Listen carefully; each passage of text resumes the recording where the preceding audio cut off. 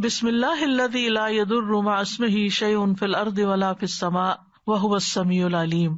اللہ کے نام سے، وہ ذات جس کے نام کے ساتھ کوئی چیز زمین میں اور آسمان میں نقصان نہیں دے سکتی، اور وہ بہت سننے والا، بہت جاننے والا ہے. یہ ایک بہت ہی خوبصورت دعا ہے جو ناگہانی آفات سے بچنے کے لیے صبح و شام پڑھنے کے لیے کہا گیا ہے.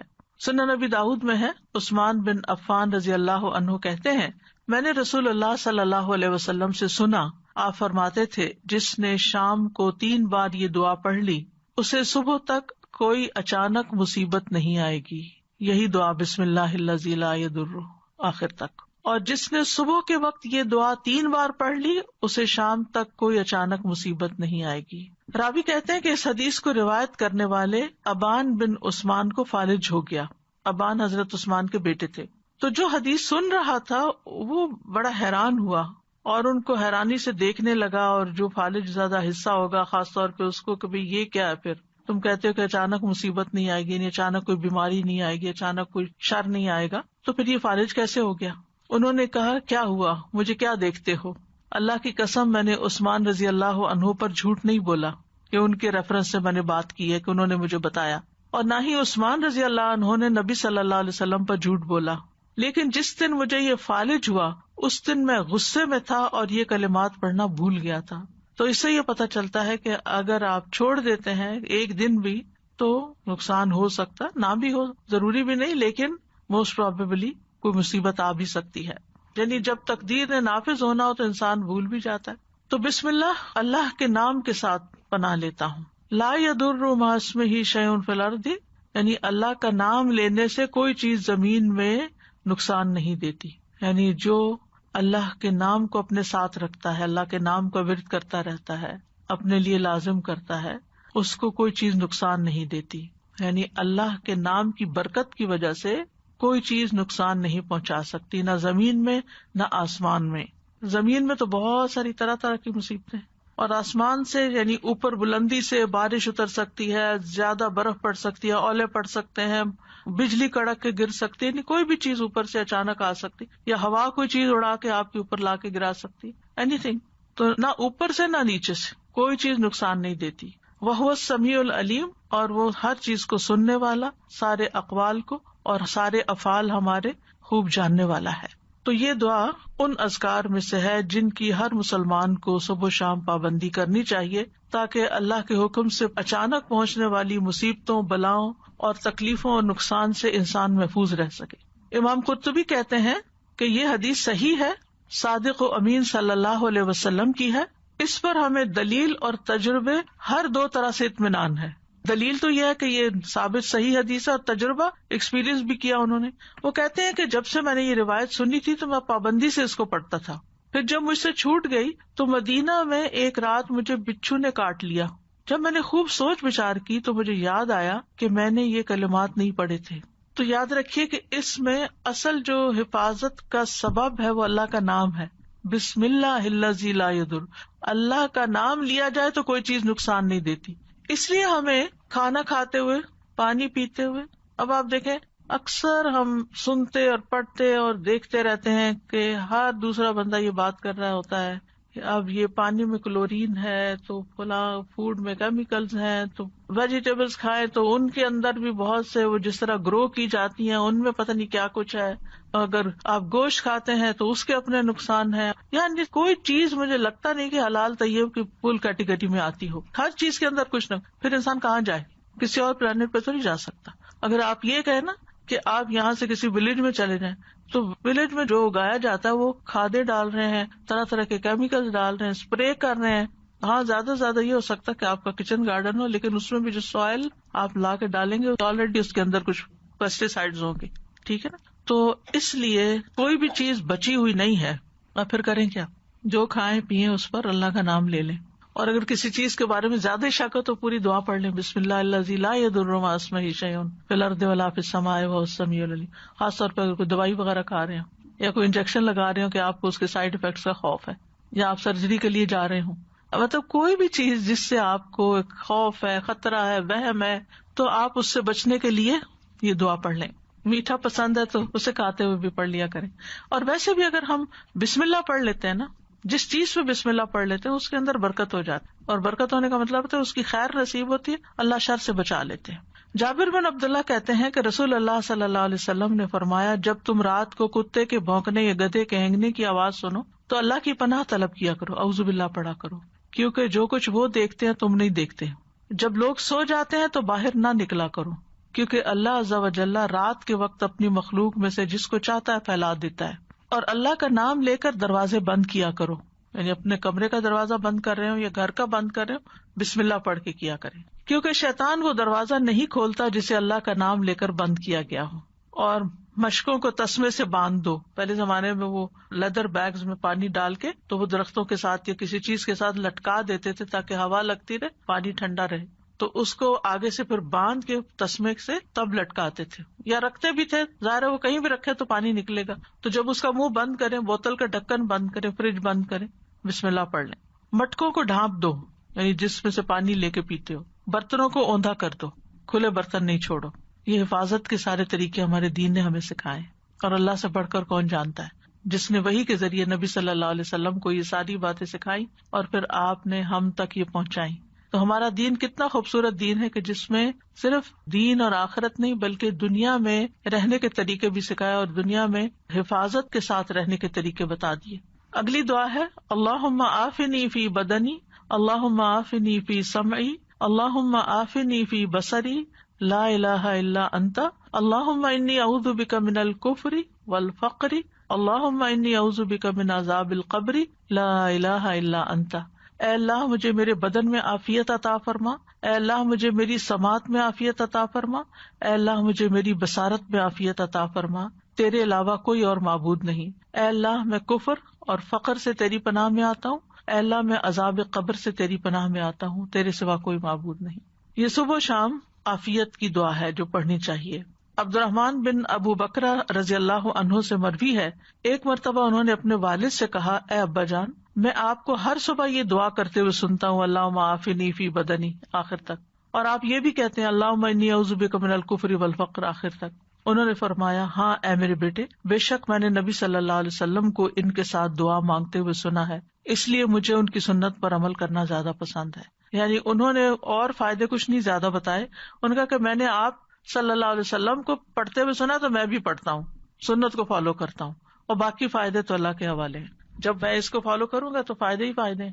پہلے بھی میں نے یہ بات ذکر کی تھی کہ چاہے اللہ کے کلام سے یا دعاؤں سے آپ نے دنیا کی کسی مصیبت سے بھی بچنا ہو، کسی بیماری سے نکلنا ہو، نیت عبادت کی کریں کہ اللہ میں یہ تیرا ذکر تیری عبادت کی نیت سے کر رہی ہوں، تو اسے قبول کر لے اور مجھے اس مشکل سے نجات دے۔ صبح و شام 3 دفعہ یہ کلمات دہراتے تھے۔ تو اللہم عافنی فی بدنی مطلب یہ کہ اللہ مجھے میری ساری جسمانی بیماریوں سے اور آفتوں سے سلامتی دے، عافنی فی سمعی اور عافنی فی بصری، یہ عمومی دعا کے بعد پورے جسم کی دعا کے بعد پھر خاص اعضاء کے لیے دعا ہے، کیونکہ یہ دل کی طرف جانے کے راستے ہیں، کان اور آنکھ دل کی طرف جاتے ہیں، اور دل صحیح ہو تو سارا جسم صحیح ہوتا ہے، اور اگر دل خراب ہو تو جسم بھی بیمار ہوتا ہے۔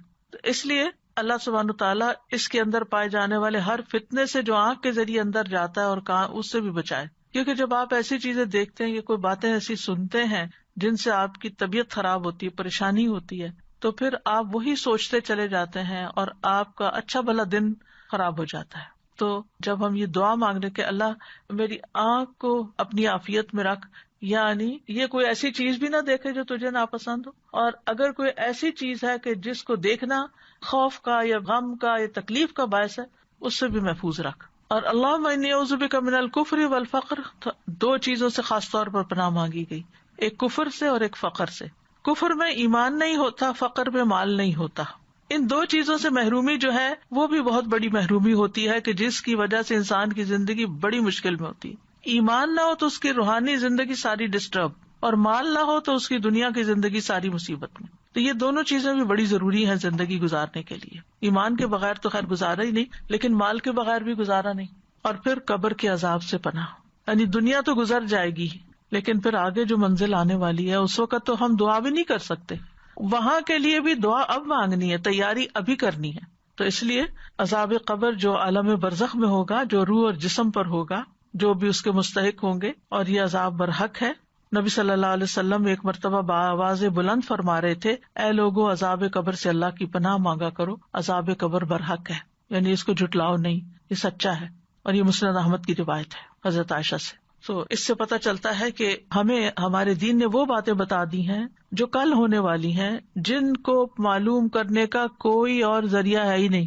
مثلا آپ کی آنکھ میں کوئی تکلیف ہو گئی ہے، آپ جائیں آنکھوں کے ڈاکٹر کے پاس، وہ لیٹسٹ مشینوں سے چیک کرے گا، ایک ایک چیز کر کے کئی پردوں کے اندر جا کے دیکھ کے بتا دے گا آپ کو کیا مسئلہ ہے. لیکن قبر کے اندر کیا ہو رہا ہے یہ کون بتائے گا؟ کوئی انسان نہیں بتا سکتا، وہ تو اللہ ہی بہتر جانتا ہے. تو اللہ تعالیٰ نے نبی صلی اللہ علیہ وسلم کے ذریعے ہمیں اس مصیبت سے بچنے کے لیے بھی دعا سکھا دی ہے. پھر ایک اور دعا ہے، اللہم انی اسألک العافیۃ فی الدنیا والآخرہ، اللہم انی اسألک العفو والعافیۃ فی دینی و دنیای و اہلی و مالی، اللہم استر عوراتی و آمن روعاتی، اللہم احفظنی من بین یدی و من خلفی و عن یمینی و عن شمالی و من فوقی وَأَعُوذُ بِعَظَمَتِكَ أَنْ أُغْتَالَ مِنْ تَحْتِي. اے اللہ میں دنیا اور آخرت میں تجھ سے عافیت کا سوال کرتا ہوں. اے اللہ میں تجھ سے اپنی دنیا اور دین اور اپنے اہل خانہ اور مال کے متعلق درگزر اور عافیت کا سوال کرتا ہوں. اے اللہ میرے عیبوں پر پردہ ڈال دے اور خوف سے مجھے امن عطا کر دے. اے اللہ آگے پیچھے دائیں بائیں اور اوپر کی جانب سے میری حفاظت فرما، اور میں تیری عظمت سے تیری پناہ میں آتا ہوں کہ مجھے نیچے سے اچک لیا جائے، یعنی زمین میں دھنسنے سے پناہ چاہتا ہوں. عبداللہ بن عمر رضی اللہ عنہ کہتے ہیں کہ رسول اللہ صلی اللہ علیہ وسلم صبح و شام یہ دعا مانگنا نہیں چھوڑتے تھے، یعنی آپ نے کبھی یہ دعا نہیں چھوڑی تھی.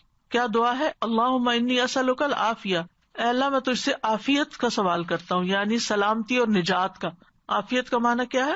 سلامتی اور نجات. سلامتی کس سے کہ تکلیف آئے نہ، اور نجات کس سے کہ اگر آ گئی ہے تو جان چھوٹ جائے اس سے. پھر دنیا والآخرہ، دنیا میں عافیت یعنی ہر طرح کے مصائب اور شر سے حفاظت، اور آخرت میں عافیت آخرت کی ہر تنگی اور تکلیف سے.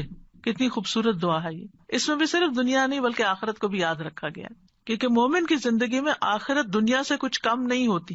Very important. اللہم انی اسألک العفو والعافیۃ. اب یہاں پر عافیت کے ساتھ عفو کا بھی ذکر کیا گیا اور عافیت دوبارہ پھر مانگی گئی، یعنی مغفرت اور درگزر کرنے کا سوال کرتا ہوں. فی دینی و دنیایا، دین اور دنیا کے متعلق. دینی معاملات میں عافیت سے مراد کیا ہے کہ میں اللہ تعالیٰ کے کسی حکم کی نافرمانی نہ کروں، اور مجھے ہر طرح کی خلاف ورزی سے اور بدعت سے سلامتی نصیب ہو، میں عافیت میں رہوں، کہیں اللہ کو ناراض نہ کروں. اور دنیایا، دنیا میں جتنی بھی چیزیں ہیں ان سب کے بارے میں بھی میں یہ چاہتا ہوں کہ اللہ تعالیٰ میری غلطیوں کوتاہیوں کو معاف کر دے، عفو سے درگزر سے کام لیتا رہے، کیونکہ اگر کسی بھی جگہ اللہ تعالیٰ پکڑ لے تو ہم کیا کر سکتے ہیں. اور پھر ہر طرح کی سلامتی اللہ تعالیٰ عطا کرے. وہ اہلی، اہل سے مراد بیوی، اولاد اور رشتے دار ہیں، اہل خانہ جن کو کہتے ہیں، یعنی ان کو اپنی عافیت میں رکھ کہ وہ بری کمپنی سے بچیں، بری بیماریوں سے بچیں، بہت زیادہ دنیا کی محبت سے بچیں، یعنی ہر وہ چیز جو انہیں نقصان دینے والی ہے اللہ تعالیٰ اس سے بچا لے. وہ مالی، اور مال کے اندر عافیت ہو. کیا مطلب؟ کہ مال پر کوئی آفت نہ آ پڑے، کیونکہ بعض اوقات ایسا ہوتا ہے کہ انسان کے پاس بہت کچھ ہوتا ہے، اچانک کوئی ایسا حادثہ ہو جاتا ہے کہ کچھ بھی نہیں رہتا، وہاں سے مصیبت آتی ہے جہاں سے انسان سوچ بھی نہیں سکتا. پھر اسی طرح مال میں عافیت کیا کہ حلال ہو، حرام کا شائبہ نہ ہو، شکوک و شبہات سے پاک ہو، یعنی جو کماؤں وہ بھی صاف ستھرا ہو اور جو میرے پاس ہے اس کی بھی حفاظت ہو، اس میں بھی عافیت رہے، سلامت رہے، وہ زوال نہ ہو اس کا، ضروریات میں کسی اور کا محتاج نہ ہوں میں. اللہم استر، اے اللہ ڈھانپ دے، سطر ڈھانپنے کو کہتے ہیں نا، یعنی میری حفاظت کر. عورتی، عورت کہتے ہیں وہ چیز جس کو ظاہر کرنا شرمناک ہو، مراد ہے گناہ اور عیب، یعنی ہر وہ چیز جس کے ظاہر ہونے پر مجھے شرم آئے آپ اس پہ پردہ ڈال دیں.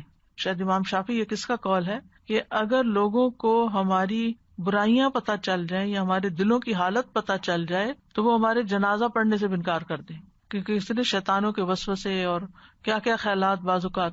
تو اس میں آپ دیکھیے کہ جب انسان اللہ سے دعا مانگتا ہے کہ اللہ مجھے بچا کے رکھ، تو پھر یہ شر کم ہوتا ہے.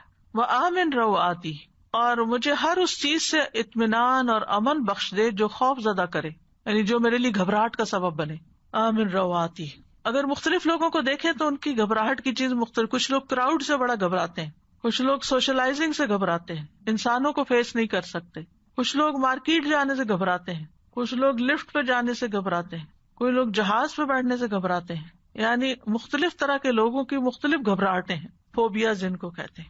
چھری سے، آگ جلانے سے. اور ریسنٹلی کسی نے کہا کہ مجھے آگ کے قریب جانے سے بہت ڈر، خواتین کا تو گزارا ہی نہیں. لیکن اب آپ دیکھیں کہ جس کے اندر یہ خوف ہے، اور خاص طور پر گیس کا چولہا تو کہتی جلا ہی نہیں سکتی. تو ایسے ایسے خوف اب یہ کہاں سے آ گئے جو باقیوں میں نہیں ہے، اس ایک بےچارے کے اندر آ گیا کہیں سے. تو ایسے ہی ہر ایک کے اندر کسی کسی ایسی چیز کا خوف ہوتا ہے. اور پھر اسی طرح کچھ لوگوں کو ایسے نفسیاتی مرض لگ جاتے ہیں کہ شام ہوتے ہی ان کو ڈپریشن ہوتا ہے، موسم تبدیل ہوتا ہے. پھر اسی طرح جیسے کوئی کام کر لیتے ہیں تو ان کو وہم رہتا ہے پتہ نہیں کیا یا نہیں، وہم کی بیماری. گھر پتہ نہیں لاک کیا کہ نہیں، گاڑی تک جا کے بیٹھ جائیں گے، پھر وہاں سے بےچارے نکلیں گے، پھر آ کے دروازہ چیک کریں گے بند کیا کہ نہیں، پھر جا کے بیٹھیں گے تو پھر خیال آئے گا شاید میں نے صحیح چیک نہیں کیا، پھر دوبارہ جائیں گے. کتنی تکلیف میں ہوتے ہیں ایسے لوگ. یعنی ہم سب ان میں سے کسی نہ کسی چیز کا ایکسپیرئنس کر رہے ہوتے ہیں. وضو کا بھی ہوتا ہے، کوکر کا ہوتا ہے، بند نہیں کر کے پکا سکتے اس کو. اللہ تعالیٰ ہر طرح کے ایسی چیزوں سے بچا کے رکھے. تو یہ جو ہے نا وہ آمن رواتی، اللہ جتنی چیزیں مجھے گھبراہٹ میں ڈالتی ہیں ان سب سے مجھے نجات دے، امن دے دے. آمن امن سے مجھے پیس عطا، یعنی اطمینان قلب نصیب کر دے. کتنی خوبصورت دعا ہے، اور صبح شام پڑھنے کے لیے ہر چیز اس میں کور ہو رہی ہے. اللہم احفظنی من بین یدی ومن خلفی، اللہ میری حفاظت کر میرے سامنے سے بھی، یعنی کوئی مثلا گاڑی سامنے سے آ کے نہ لگے مثلاً، یا کوئی چیز مجھے سامنے سے نہ ٹکرائے آ کے. ومن خلفی، اور میرے پیچھے سے کوئی اچانک نہ آ جائے. کچھ لوگ جیسے نماز پڑھے تو کہتے ہیں ہمیں لگتا پتہ نہیں کوئی پیچھے کھڑا ہے، خوف میں رہتے نماز ہی ٹھیک نہیں پڑھ پاتے. وَعَنْ یمینی، دائیں طرف سے کوئی چیز نہ آئے. وَعَنْ شمالی، بائیں طرف سے نہ آئے. وَمِنْ فَوْقی، اوپر سے کوئی نہ آئے. شیطان نے بھی تو یہی کہا تھا نا کہ میں انسان کے آگے سے، پیچھے سے، دائیں بائیں سب طرف سے آؤں گا. وہ اوپر کا اس نے نہیں کہا تھا کہ جس بندے پہ اللہ کی رحمت ہوتی ہے. وَأَعُوذُ بِعَظَمَتِكَ أَنْ أُغْتَالَ مِنْ تَحْتِي، اور میں تیری عظمت، تیری قوت اور تیری طاقت کے ساتھ حفاظت اور پناہ طلب کرتا ہوں کہ مجھے زمین میں دھنسا نہ دیا جائے، کہیں میں ہلاک نہ ہو جاؤں. اب دیکھیں کہ ساری جو سمتیں ہیں، ڈائریکشنز ہیں، ان کا نام لیا گیا، لیکن جو تحت ہے زمین جس سے ہم کہیں بھاگ نہیں سکتے. اوپر اگر ہمیں ڈر لگے نا کہ یہ کوئی چیز گرنے والی، تو ہم کیا کرتے ہیں، فوراً ہٹ جاتے ہیں. سامنے سے کچھ آ رہا ہو تو ہم ایک طرف ہو جاتے ہیں، دائیں طرف سے آ رہا تو ہم بائیں طرف ہو جائیں گے، بائیں طرف سے. پیچھے سے اگر ہمیں شک پڑے تو بھاگ نکلیں گے. اللہ نہ کرے زمین سے کچھ ہونے لگے کدھر بھاگیں گے؟ زمین ہلنے لگے، کبھی زلزلے کا اگر ایکسپیرئنس ہوا ہو تو اللہ کی پناہ. انسان کو سمجھ ہی نہیں آتی کہ یہ رکے کیسے، اس کو روکے کیسے. اور اگر خسف ہو، اللہ نہ کرے. ایک دفعہ مجھے ایک ویڈیو دیکھنے کا موقع ملا جس میں گاڑیاں سرپٹ بھاگی جا رہی ہیں ہائی وے پہ، اور آگے سے زلزلہ آیا، ہائی وے کریک ہوئی، اتنا چوڑا ہوا کہ گاڑیاں ایک کے بعد ایک نیچے گر رہی ہیں. اتنا خوفناک منظر تھا. اسی طرح ایک جگہ پر زمین سنک ہونے لگ گئی، وہ درخت بھی نیچے اندر جا رہے ہیں، اور انسان بھی اور حیوان بھی، اور سب نیچے نیچے نیچے. انسان کیا کر سکتا ہے؟ کچھ بھی نہیں. تو اس لیے اس کو خاص طور پر الگ بیان کیا گیا، وَأَعُوذُ بِعَظَمَتِكَ أَنْ أُغْتَالَ مِنْ تَحْتِي، کہ زمین کے اندر دھنسائے جانے سے میں تیری پناہ چاہتا ہوں کہ نیچے سے میں ہلاک ہو جاؤں اور کسی مصیبت میں پڑ جاؤں. پھر ایک اور دعا ہے، اللہم فاطر السماوات والارض عالم الغیب والشہادہ رب کل شیء وملیکہ اشہد ان لا الہ الا انت اعوذ بک من شر نفسی وشر الشیطان وشرکہ. اے اللہ، آسمانوں اور زمین کے پیدا کرنے والے، غیب اور حاضر کے جاننے والے، ہر چیز کے رب اور مالک، میں گواہی دیتا ہوں کہ تیرے علاوہ کوئی معبود نہیں. میں اپنے نفس کے شر سے تیری پناہ میں آتا ہوں، اور شیطان کے شر اور شرک سے تیری پناہ میں آتا ہوں. یہ دعا بھی صبح شام پڑھی جائے گی. ابو بکر صدیق رضی اللہ عنہ نے عرض کیا، اے اللہ کے رسول، مجھے کچھ ایسے کلمات کا حکم دیجیے جنہیں میں صبح شام پڑھا کروں، یعنی جنہیں میں صبح کروں اور شام کروں تو کہہ لیا کروں. آپ نے یہی کلمات سکھائے. آپ نے فرمایا جب صبح اور جب شام کرو، اور جب اپنے بستر پر آؤ تب بھی اس دعا کو پڑھ لیا کرو. اب آپ دیکھیے کہ نبی صلی اللہ علیہ وسلم اپنے بہت عزیز دوست حضرت ابو بکر کو یہ دعا سکھا رہے ہیں. کتنی قیمتی دعا ہے، اور اس میں بھی اللہ تعالیٰ کے نام اور صفات کا واسطہ ہے کہ اے اللہ جو آسمانوں اور زمین کا پیدا کرنے والا ہے. یعنی فطرہ کہتے ہیں جب کوئی کام شروع کر کے اس کو بنایا اور پیدا کیا جائے. پھر عالم الغیب ہے، یعنی سب چیزوں کا جاننے والا ہے جو ابھی وجود میں بھی نہیں آئی، غیب میں ہے. عالم الغیب والشہادہ، شہادہ کہتے ہیں جو سامنے نظر آ رہا ہو، جس کو دیکھ سکیں آپ. اور ایک اور قول ہے کہ غیب وہ ہے جو بندوں کی نظروں سے اوجھل ہے، اور شہادہ وہ ہے جس کو وہ دیکھتے ہوں. اور اسی طرح کہا گیا کہ غیب پوشیدہ اور شہادہ ظاہر. اسی طرح کہا گیا غیب سے مراد آخرت اور شہادہ سے مراد دنیا. پھر اسی طرح ایک معنی یہ بھی کیا گیا کہ جو پہلے ہو چکا گون، اور جو آگے آنے والا ہے. اور پھر اس میں رب کل شیء، جو رب ہے ہر چیز کا، وہ ملیک اور اس کا مالک، اس کی پناہ لیتا ہوں من شر نفسی، اپنے ہی نفس کے شر سے. اب اس کا خاص طور پر نفس کا ذکر آ گیا یہاں، کیونکہ ان النفس لامارۃ بالسوء، نفس انسان کو بہت زیادہ برائیوں کا حکم دیتا ہے، دنیا کی فنا ہونے والی لذتوں کی طرف لے جاتا ہے اور آخرت کو بلوا دیتا ہے۔ وشر الشیطان، اور شیطان کے شر سے، وشرک ہی، اور اس کے شرک سے، یعنی جس کا وہ حکم دیتا ہے۔ اسی طرح اس کو شرک ہی بھی پڑھا گیا ہے، شرک جال کو کہتے ہیں جس سے مچھلی یا پرندے وغیرہ کا شکار کیا جاتا ہے، تو شیطان کا بھی ایک جال ہوتا ہے جس سے وہ انسانوں کا شکار کرتا ہے، دونوں طرح سے پڑھ سکتے ہیں۔ تو یہ خواہشات کے ذریعے، یہ شبہات کے ذریعے انسانوں کو شکار کرتا ہے۔ اسی طرح یہ دعا ایک اور طریقے سے بھی آئی ہے، اللہم فاطر السماوات والارض عالم الغیب والشہادۃ انت رب کل شیء والملائکۃ یشہدون انک لا الہ الا انت فانا نعوذ بک من شر انفسنا ومن شر الشیطان الرجیم وشرکہ وان نقترف علی انفسنا سوءا او نجرہ الی مسلم۔ تھوڑے بہت الفاظ کا فرق ہے، تو یہ دعا بھی وارد ہوئی ہے۔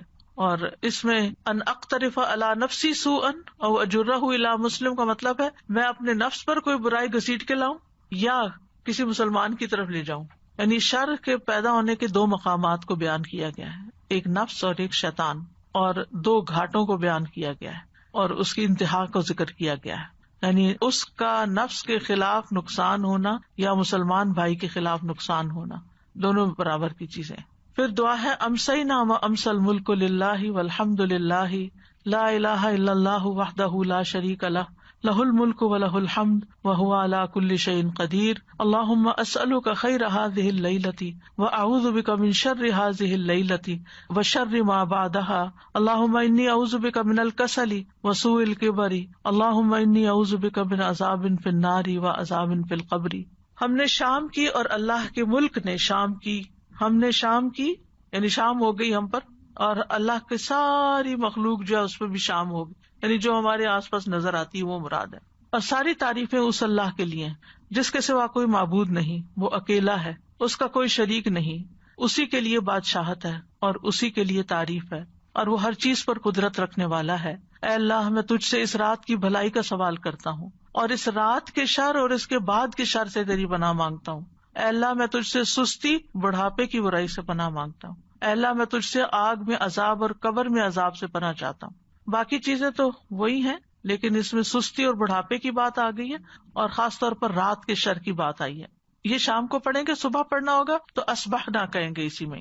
عبداللہ بن مسعود کہتے ہیں کہ رسول اللہ صلی اللہ علیہ وسلم شام کے وقت یہ دعا پڑھا کرتے تھے، اور جو صبح ہوتی تو فرماتے اصبحنا و اصبح الملک للہ آگے تک، یعنی ہم صبح میں یا شام میں اللہ کی نعمت اور حفاظت کے ساتھ ملتے ہوئے داخل ہوئے ہیں۔ تو اللہ سبحانہ تعالیٰ دن اور رات کی خیر اور بھلائی نصیب کرے، امن اور سلامتی نصیب کرے، اور آخرت کی بھلائی میں دنیا کے اندر عبادت کی توفیق ہو۔ اس میں جو نئی چیزیں ان میں سے کسل ہے، سستی۔ سستی کا مطلب ہے طاقت ہونے کے باوجود نفس کا نیک کام کی طرف نہ اٹھنا، یعنی کر سکتے ہیں، ساری فیسلٹیز موجود ہیں لیکن ہم کرتے نہیں، سستی کی وجہ سے۔ تو اس سے پناہ مانگی گئی ہے، کیونکہ اس کی وجہ سے انسان بہت سے خیر سے محروم ہو جاتا ہے جب سستی آ جاتی ہے انسان کے اندر۔ ایک ہوتا ہے معذور شخص۔ معذور کیا؟ مثلا سن نہیں سکتا، بول نہیں سکتا، دیکھ نہیں سکتا، چل نہیں سکتا، گاڑی نہیں ہے، کہیں جا نہیں سکتا، کسی کی کوئی خدمت نہیں کر سکتا، کسی خیر کے کام میں، کسی علم کی مجلس میں شریک نہیں ہو سکتا، ہینڈی کیپ ہے۔ لیکن ایک شخص ہے جس کو اس طرح کا کوئی بھی مسئلہ نہیں، پھر بھی وہ نہیں کرتا۔ تو یہ سستی ہمارے اپنی ہی دشمن ہے۔ اس سے پناہ مانگی گئی کہ اللہ اس سے بچا کے رکھ تاکہ ہم خیر اور نیکی کے کاموں میں آگے بڑھتے رہیں۔ پھر سوء الکبر کی بات بھی ہے، بڑھاپا، سخت بڑھاپا، کیونکہ اس میں بھی انسان کی عقل چلی جاتی ہے، سوچ بچار میں خرابی ہو جاتی ہے، اور دیگر بہت سے امور یعنی دوسروں کے لیے تکلیف دہ ہو جاتے ہیں، کوالٹی آف لائف نہیں رہتی۔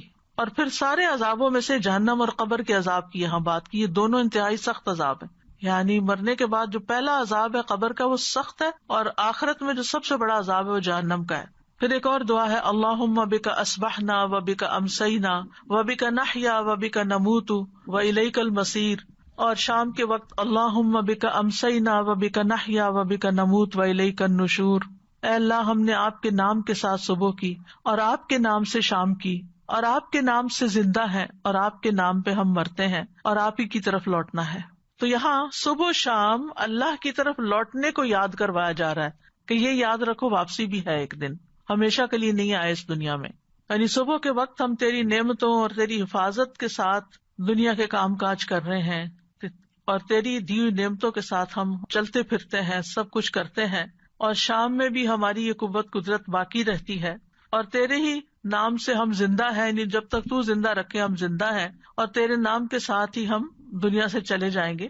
تو ہمارے سارے امور اللہ کے ہاتھ میں ہیں. یہ مت سمجھے کہ ہم اپنی مرضی سے یہ سب کچھ یہاں کر رہے ہیں. اللہ نے ہمیں اذن دیا ہوا ہے یا ہمیں رخصت دی ہوئی ہے تو ہم زمین پر یہ سب کچھ انجوائے کر رہے ہیں، اور یہ ہماری ملکیت نہیں ہے، کوئی اصل ملکیت اللہ ہی کی ہے، اور جس وقت چاہے وہ ان چیزوں کو لے بھی سکتا ہے.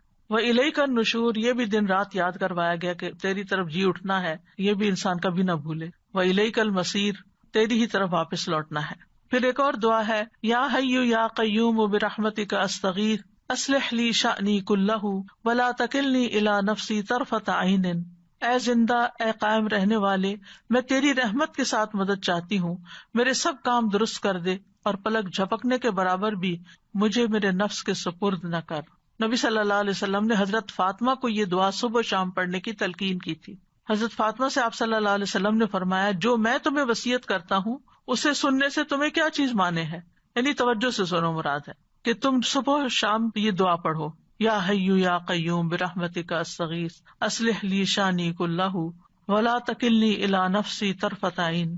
تو یا حیّ، اے ہمیشہ قائم رہنے والی ذات، یا قیوم، اے مخلوقات کے کاموں کو قائم رکھنے والی، اصلح لی شانی، میرے سارے حالات درست کر دے، ہر چیز میری ٹھیک کر دے، اور ولا تکلنی الی نفسی طرفۃ عین، مجھے بے یار و مددگار نہ چھوڑنا، مجھے میرے اپنے نفس کے بھی ایک لمحے کے لیے حوالے نہ کرنا، کیونکہ ہو سکتا ہے اسی لمحے میں پھسل جاؤں، تو میرے نفس کو تو قابو میں رکھ. پھر ہے حسبی اللہ لا الہ الا ہوا علیہ توکلت وہو رب العرش العظیم. سورۃ التوبہ کی آیت ہے، 7 دفعہ پڑھنی ہوتی ہے صبح و شام. پھر بھی اگر وہ منہ موڑ لے تو آپ کہہ دیجئے، اللہ مجھے کافی ہے، اس کے سوا کوئی الہ برحق نہیں، اسی پر میں نے توکل کیا اور وہ رب ہے عرش عظیم کا.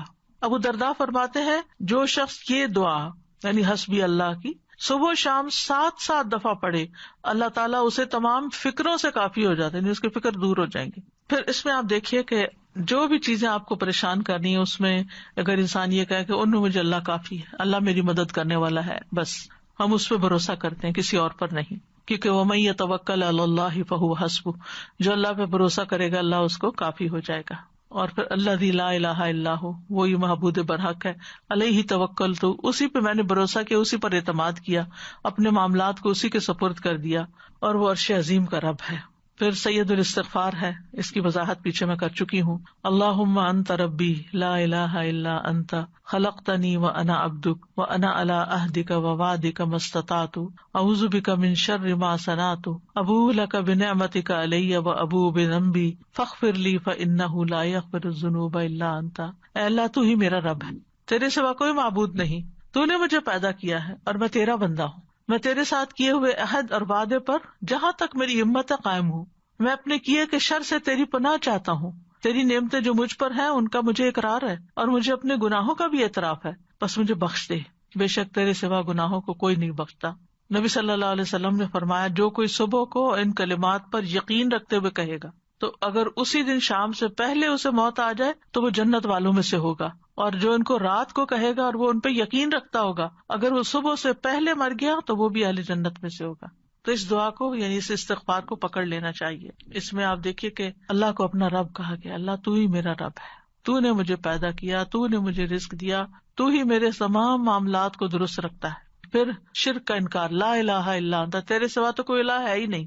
خلقتنی، اس میں توحید پیچھے الوہیت آئی اور خلقتنی ربوبیت آ گئی، تو نے ہی مجھے پیدا کیا. وانا عبدک، اور میں تیرا ہی بندہ ہوں. وانا علی عہدک ووعدک ما استطعت، میں تیرے عہد اور وعدے پہ قائم ہوں جتنا مجھ میں استطاعت ہے. یہ کون سا وعدہ؟ عہد الست بربکم، جب سب نے کہا تھا ہاں اللہ تو ہی ہمارا رب ہے. اعوذ بک من شر ما صنعت، میں تیری بنا لیتا ہوں اپنے نفس کے شر سے، یعنی جو خرابی میں نے کی اور اس کا وبال مجھ پہ آنے والا ہے، میں اپنے آپ کو پروٹیکٹ نہیں کر سکتا، مجھے تیری پروٹیکشن چاہیے. غلطیاں میری ہیں، کیونکہ جب آپ غلط کام کرتے ہیں تو اس کا خمیازہ تو بھگتنا پڑتا ہے. اللہ غلطی تو ہو گئی لیکن اب اس کی سزا نہیں بھگت سکتا، نہ دنیا میں نہ آخرت میں. اس کے لیے میں پھر تجھے ہی تھام رہا ہوں، میں اپنے کیے کے شر سے تیری پناہ چاہتا ہوں. یعنی ہر غلط کام کا ایک شر ہوتا ہے. استغفر اللہ. تیری نعمتیں جو مجھ پر ہیں مجھے ان کا اقرار ہے، ساری نعمتوں کا. اگر انسان کو نظر نہیں آتی یا الگ الگ مینشن نہیں کر سکتا تو یہ دعا بہت کافی ہے کہ اللہ ساری نعمتوں کا میں اقرار کرتا ہوں جو بھی تو نے مجھ پر کی، چاہے میں ان کو جانتا ہوں چاہے میں نے جانتا ہی نہیں. یعنی ان نعمتوں کا بھی شکر ادا کرنا چاہیے جن کو ہم جانتے نہیں کہ وہ ہمارے لیے کام کر رہی ہیں. بس مجھے بخش دے، بے شک تیرے سوا گناہوں کو کوئی نہیں بخشتا، کوئی بخش سکتا ہی نہیں جب تک اللہ نہ بخشے. نبی صلی اللہ علیہ وسلم نے یہ استغفار سے کھایا، پھر فرمایا جو کوئی صبح کو ان کلمات پر یقین رکھتے ہوئے کہے گا اگر اسی دن شام سے پہلے اسے موت آ جائے تو وہ جنت والوں میں سے ہوگا، اور جو ان کو رات کو کہے گا اور ان پر یقین رکھتا ہوگا اگر وہ صبح سے پہلے مر گیا تو بھی اہل جنت میں سے ہوگا. کتنی خوبصورت دعا ہے یہ. اب کچھ ایکسٹرا چیزیں ہیں جو 100 بار پڑھنے کی ہیں، جیسے سبحان اللہ العظیم و بحمدہ، اللہ بڑی عظمت والا ہے، اپنی تعریف کے ساتھ پاک ہے. رسول اللہ صلی اللہ علیہ وسلم نے فرمایا جو شخص سبحان اللہ العظیم و بحمدہ 100 مرتبہ پڑھے اور اسی طرح شام کو بھی 100 بار پڑھے تو اس کے برابر مخلوق میں کسی کا درجہ نہیں ہو سکتا. ایسا شخص درجوں میں سب سے اونچا ہے. تو اس سے یہ بھی پتہ چلتا ہے کہ 100 سے زیادہ بار بھی پڑھا جا سکتا ہے، کیونکہ اللہ تعالیٰ کی تسبیح پہ کوئی حد نہیں، کوئی قید نہیں ہے. یہ جو تسبیح ہے یہ ہم کے ساتھ ہے، اور جب تعریف کے ساتھ تسبیح ہوتی ہے تو اس کا مطلب یہ ہے کہ اللہ تعالیٰ کو ہم ہر عیب نقص سے پاک قرار دے رہے ہیں. پھر ایک اور ذکر ہے سبحان اللہ الحمد للہ اللہ اکبر. بڑی خوبصورت حدیث اور بڑی آسان، اگر کسی کو اللہ توفیق دے عمل کی. رسول اللہ صلی اللہ علیہ وسلم نے فرمایا جو سورج نکلنے سے پہلے اور غروب ہونے سے پہلے 100 بار سبحان اللہ پڑھے یہ 100 اونٹنیوں کو قربانی میں ذبح کرنے سے افضل ہے. جب آپ سنتے ہیں نا کہ نبی صلی اللہ علیہ وسلم نے حج کے موقع پر 100 اونٹ قربان کیے تو ہم کہتے ہیں ہم تو زندگی میں سوچ بھی نہیں سکتے. اگر آپ سوچ نہیں سکتے اور آپ کو شوق ہے پھر بھی تو آپ یہ کلمات صبح اور شام 100 بار پڑھیں سبحان اللہ. اور جو سورج نکلنے اور غروب ہونے سے پہلے اوقات کی پابندی ہے، یہاں 100 مرتبہ الحمدللہ پڑھے یہ 100 گھوڑے جہاد میں سواری کے لیے دینے سے افضل ہے کہ مجاہد اس پہ بیٹھ کے کہیں جائیں اللہ کے راستے میں جہاد کریں تو اس سے بھی افضل ہے کہ آپ 100 بار الحمدللہ پڑھیں. اور جو سورج نکلنے سے اور غروب ہونے سے پہلے 100 مرتبہ اللہ اکبر پڑھے یہ 100 غلام آزاد کرنے سے افضل ہے. کتنا اجر و ثواب ہے اس کا. خاص طور پر وہ خواتین جن کے بچے چھوٹے نہیں ہیں، جن کی جابس نہیں ہیں، جو گھر پر ہوتی ہیں، ان کے لیے بڑا اچھا موقع ہے. فجر کی نماز پڑھیں، اس کے بعد بیٹھ کر سورج نکلنے سے پہلے اپنے یہ اذکار کر لیں. اسی طرح صبح کے وقت کے کچھ اور اذکار اور دعائیں بھی ہیں، جیسے سبحان اللہ و بحمدہ عدد خلقہ و رضا نفسہ و زنۃ عرشہ و مداد کلماتہ. اللہ کی تعریف اور اسی کی پاکی ہے، اس کی مخلوق کی تعداد کے برابر، اس کی رضا اور اس کے عرش کے وزن اور اس کے کلمات کی سیاہی کے برابر. ان کلمات کے بارے میں آتا ہے، حضرت جویریہ سے روایت ہے کہ نبی صلی اللہ علیہ وسلم صبح کے وقت ہی نماز ادا کرنے کے بعد ان کے پاس سے چلے گئے، یعنی نماز کے لیے چلے گئے، اور وہ اپنی جانماز پر بیٹھی ہوئی تھی. پھر دن چڑھے، آپ واپس تشریف لائے تو وہ وہیں بیٹھی ہوئی تھی. آپ نے فرمایا جس وقت میں تمہارے پاس سے گیا ہوں تم اسی طرح بیٹھی ہو؟ انہوں نے کہا جی ہاں. نبی صلی اللہ علیہ وسلم نے فرمایا میں نے تمہارے بعد ایسے 4 کلمات 3 بار کہے، اگر تمہارے آج کے کہے ہوئے کلمات کو ان کے ساتھ وزن کیا جائے تو ان کلمات کا وزن زیادہ ہوگا. سبحان اللہ و بحمدہ عدد خلقہ و رضا نفسہ و زنۃ عرشہ و مداد کلماتہ. آپ دیکھیے اللہ نے کیا کچھ پیدا کیا، کیا ہم گن سکتے ہیں؟ اس کے نفس کی رضا کیا ہے، و رضوان اللہ اکبر سب سے بڑی چیز ہے. اس کا عرش مخلوق میں سب سے بڑی چیز ہے. اس کا وزن کتنا ہوگا؟ لا یعلم الا اللہ، صرف اللہ ہی جانتا ہے. اور مداد کلمات ہی، اس کے کلمات لکھنے کی جو سیاہی ہے. قرآن مجید میں آتا ہے کہ اگر سارے سمندر سیاہی بن جائیں اور سارے درخت کلمے بن جائیں تو تب بھی اللہ کے کلمات ختم نہیں ہوں گے. یہ سیاہی بھی ختم ہو جائے گی اور یہ قلم بھی ختم ہو جائیں گے. تو آپ سوچئے کہ اس کے برابر اللہ کی تسبیح، یعنی گنتی میں، وزن میں، تعداد میں سب سے بڑی بڑی جو چیزیں ہیں ان کے برابر اللہ کی تسبیح. کتنی خوبصورت تسبیح ہے. پھر ایک اور دعا ہے رضیت باللہ ربا وبالاسلام دینا وبمحمد نبیا. میں اللہ کے رب ہونے، اسلام کے دین ہونے اور محمد صلی اللہ علیہ وسلم کے رسول ہونے پر راضی ہوں. نبی صلی اللہ علیہ وسلم نے فرمایا جو شخص صبح کے وقت یہ کہے، یعنی یہ کلمہ پڑھے، تو میں اس بات کا ضامن ہوں کہ اس کا ہاتھ پکڑے رکھوں یہاں تک کہ اس کو جنت میں داخل کر دوں گا. کتنی خوبصورت دعا ہے. جو اس بات پر مطمئن ہو جائے کہ میرے لیے میرا رب کافی ہے، اللہ ہی میرا رب ہے، وہی میرا معبود ہے اور اسلام میرا دین ہے. کیونکہ آج کے دور میں آپ دیکھیں کہ ہمارے بچوں کو اسلام کے اوپر بھی شک ہو گیا ہے، یقین اٹھ گیا ہے. تو جو اسلام کو سچا دین مانے اس کی اتنی بڑی جزا ہے، اور وہ اس بات کا اقرار کرے کہ میں اسی رستے پر چلوں گا، اور پھر وہ محمد صلی اللہ علیہ وسلم کے نبی ہونے پر بھی راضی ہو گیا. کان حقا علی اللہ ان یرضیہ. تو اللہ نے خود اپنی ذات پہ یہ واجب ٹھہرایا کہ وہ اس کو راضی کر دے. پھر ایک اور دعا ہے اللہم انی اسألک علما نافعا ورزقا طیبا وعملا متقبلا. اے اللہ میں تجھ سے فائدہ دینے والے علم، پاک رزق اور قبول ہونے والے عمل کا سوال کرتا ہوں. حضرت ام سلمہ کہتی ہیں جب صبح کے وقت نبی صلی اللہ علیہ وسلم نماز سے سلام پھیرتے تو فرماتے اللہم انی اسألک علما نافعا ورزقا طیبا وعملا متقبلا. ہر روز انسان کو یہی چیزیں تو چاہیے ہوتی ہیں، فائدہ مند علم بھی چاہیے ہوتا ہے اور پاک صاف حلال رزق بھی چاہیے ہوتا ہے، اور جو عمل وہ کرے اس کی قبولیت کی گارنٹی بھی چاہیے ہوتی ہے. اور اصل میں تو عمل مانگ رہا ہے نا کہ اللہ نیکیوں کی توفیق دے دے. علم جو ہے وہ روحانی ضرورت پوری کرتا ہے ہمارا، اور رزق جو ہے کھانا پینا وہ جسمانی ضرورت پوری کرتا ہے. تو جب یہ تین چیزیں اس کا ٹارگٹ بنے گی صبح صبح کہ یہ تین چیزیں میں نے دن میں حاصل کرنی ہے، علم حاصل کرنا ہے، رزق کمانا ہے اور پھر اچھے عمل کرنے، تو پھر وہ پلان کرے گا دن کو، اپنے ٹارگٹ سیٹ کرے گا. یہاں آپ دیکھیں کہ رزق سے پہلے علم نافع کا سوال کیا گیا سب سے پہلے. آپ دیکھتے کہ اکثریت ہماری علم نافع سے پہلے رزق کو رکھتی ہے. ٹھیک ہے وہ ضرورت ہے، لیکن اس سے یہ پتہ چلتا ہے کہ جہاں رزق کے کمانے کے لیے انسان کوشش کرتا ہے وہاں پر اس کو علم حاصل کرنے کی اس سے بھی زیادہ کوشش کرنی چاہیے، کیونکہ رزق کمانے میں تو سارے مددگار بن جاتے ہیں، لیکن علم حاصل کرنے میں آپ کا شوق ہی ہوتا ہے، آپ کو خود ہی اسٹرگل کرنی پڑتی ہے. لیکن اگر انسان علم نافع چھوڑ کر صرف دنیا کے پیچھے جا رہا ہے تو فرمایا قل هل ننبئکم بالاخسرین اعمالا الذین ضل سعیهم فی الحیاۃ الدنیا وهم یحسبون انہم یحسنون صنعا. کہہ دیجیے کیا ہم بتائیں تمہیں کہ اعمال کے اعتبار سے کون لوگ سب سے زیادہ خسارے میں ہیں؟ یہ وہ لوگ ہیں جن کی ساری کوشش دنیا کی زندگی میں ضائع ہو گئی اور وہ سمجھتے رہے کہ وہ بہت اچھے کام کر رہے ہیں. یعنی جو لوگ صرف دنیا کے پیچھے بھاگ رہے ہیں، دنیا حاصل بھی کر رہے ہیں، وہ سمجھتے ہیں ہم سب سے زیادہ کامیاب لوگ ہیں. آج اگر آپ سکسیسفل پیپل کی سٹوریز دیکھیں تو اس میں کوئی وہ نہیں نظر آئے گا کہ جو آخرت کے لیے کام کر رہا ہوں. وہی لوگ ہوں گے کہ جو دنیا میں آگے نکلے ہوئے ہیں. کبھی انسان کو رزق مال مل بھی جاتا ہے اور وہ سمجھتا ہے کہ یہ پاک اور مفید ہے، لیکن حقیقت میں وہ نقصان دہ ہوتا ہے. تو اس کو بھی کیا حلال ہے کیا نہیں ہے، کیا مفید ہے کیا نہیں ہے، یہ بھی علم سے پتہ چلتا ہے. تو علم نافع میں دین کا علم بھی اور دنیا کا بھی وہ فائدہ مند علم جس سے انسان کو اچھے برے کی تمیز ہو، وہ بھی ضروری ہے.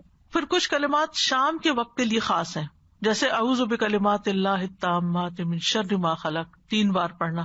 ایک آدمی نبی صلی اللہ علیہ وسلم کی خدمت میں حاضر ہو کر عرض کرنے لگا اے اللہ کے رسول مجھے رات بچھو نے کاٹ لیا. آپ نے فرمایا اگر تم شام کے وقت اعوذ بکلمات اللہ التامات من شر ما خلق پڑھ لیتے تو تمہیں یہ تکلیف نہ پہنچاتا. پھر اسی طرح دن کے کسی بھی وقت میں آپ یہ ذکر پڑھ سکتے ہیں سبحان اللہ و بحمدہ 100 بار، چاہے تو صبح کے وقت پڑھ لیں، چاہے تو سورج نکلنے کے بعد پڑھ لیں، دوپہر میں پڑھ لیں، جب دل چاہے پڑھ لیں. رسول اللہ صلی اللہ علیہ وسلم نے فرمایا جو شخص سبحان اللہ و بحمدہ دن میں 100 بار کہے تو اس کے گناہ معاف کر دیے جاتے ہیں، اگرچہ سمندر کی جھاگ کے برابر ہی کیوں نہ ہو. پھر استغفر اللہ و اتوب الیہ، کثرت سے استغفار کرنا. پھر ہے لا الہ الا اللہ وحدہ لا شریک لہ لہ الملک و لہ الحمد وہو علی کل شیء قدیر، دن میں 100 بار پڑھنا. رسول اللہ صلی اللہ علیہ وسلم نے فرمایا جو شخص دن میں 100 مرتبہ یہ دعا پڑھے گا لا الہ الا اللہ وحدہ لا شریک لہ لہ الملک و لہ الحمد وہو علی کل شیء قدیر، اس سے 10 غلام آزاد کرنے کے برابر ثواب ملے گا. 100 نیکیاں اس کے نامہ اعمال میں لکھی جائیں گی اور 100 برائیاں اس سے مٹا دی جائیں گی. اس روز دن بھر یہ دعا شیطان سے اس کی حفاظت کرتی رہے گی یہاں تک کہ شام ہو جائے، اور کوئی شخص اس سے بہتر عمل لے کر نہ آئے گا مگر جو اس سے بھی زیادہ یہی عمل کرے. تو لا الہ الا اللہ میں اللہ تعالیٰ کی الوہیت کا ذکر ہے، وحدہ لا شریک لہ میں اللہ تعالیٰ کی وحدانیت کا ذکر ہے، لہ الملک میں اس کی عام بادشاہت کا ذکر ہے جو ہر چیز کے لیے. مثلاً آپ دنیا کے بادشاہوں کو دیکھیں تو ان کی مملکت میں جتنے لوگ رہتے ہیں وہ سب نہیں ان کو مانتے ہوتے، لیکن چلو اکثریت بھی مانتی ہے تو ان کا کام چل جاتا ہے. مگر اسی ملک کے اندر رہنے والے حیوان، جانور، پرند، مچھلیاں، وہ تو ان کو بادشاہ نہیں مانتی، ان کو نہیں منوا سکتے. لیکن ساری مخلوق اللہ کو اپنا رب اور اپنا بادشاہ مانتی ہے. وَلَهُ الْحَمْدُ، اور تعریف بھی اسی کے لیے ہے. اور پھر لا الہ الا اللہ واللہ اکبر، لا الہ الا اللہ وحدہ لا الہ الا اللہ ولا شریک لہ لا الہ الا اللہ لہ الملک ولہ الحمد لا الہ الا اللہ ولا حول ولا قوۃ الا باللہ. نبی صلی اللہ علیہ وسلم نے فرمایا جس نے اس طرح کہا، یعنی یہی، وہ ان کلمات کو اپنی 5 انگلیوں پر 5 بار گرا دے. پھر فرمایا جو ان کلمات کو دن میں یا رات میں یا مہینے میں پڑھ لے، پھر اسی دن یا اسی رات اسی ماہ فوت ہو جائے، اس کے گناہ معاف کر دی جائیں گے. یہ جو دعائیں ایپ ہے نا، اس کے اندر میں نے یہ ڈلوائی ہے دعا. لا الہ الا اللہ واللہ اکبر، لا الہ الا اللہ وحدہ، لا الہ الا اللہ لا شریک لہ، لا الہ الا اللہ لہ الملک ولہ الحمد، لا الہ الا اللہ ولا حول ولا قوۃ الا باللہ۔ جزاکم اللہ خیرا، وآخر دعوانا ان الحمد للہ رب العالمین۔ سبحانک اللہم وبحمدک، اشہد ان لا الہ الا انت، استغفرک واتوب الیک۔ السلام علیکم ورحمۃ اللہ وبرکاتہ۔